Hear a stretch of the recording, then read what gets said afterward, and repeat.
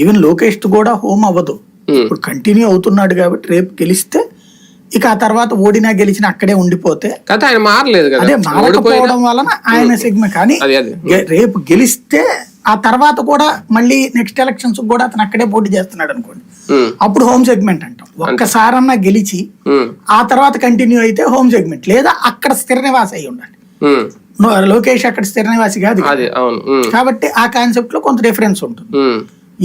అయితే మంగళగిరి అసెంబ్లీ నియోజకవర్గం వద్ద అనుకుంటా ఉండవాలి కాబట్టి తాడికొండ అవుతుంది అనుకుంటా మళ్ళీ అది వచ్చాడు.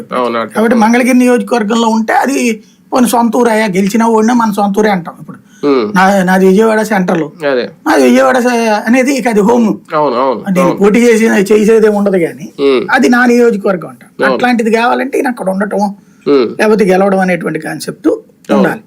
పవన్ కళ్యాణ్ వచ్చేటప్పటికి ఇప్పుడు ట్రైల్ వేస్తున్నారు, ఈ ట్రైల్ సక్సెస్ అయ్యి ఆ తర్వాత ఇక ఒకసారి గెలిచాడు అనుకోండి ఇక మారడు ఆయన.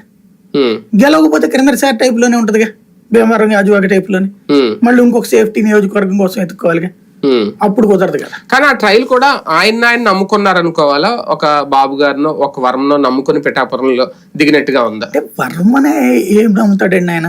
వర్మ ఆయన స్థాయిలో వర్మ అనేటువంటిది లెక్క కాదు కదా.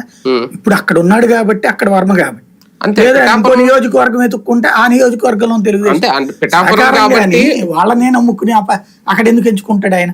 పిఠాపురం ఆయన ఎంచుకున్నాడు కాబట్టి వర్మ కూడా అక్కడ సపోర్ట్ చేయాలి, అది కూడా చంద్రబాబు గారి కోసం చేస్తానన్నాడు అతను. లేకపోతే నాకేం పవన్ కళ్యాణ్ పెద్ద లెక్క కాదని కూడా చెప్పాడు కదా. ఇప్పుడు వర్మకు ఒక సమస్య ఉంటది.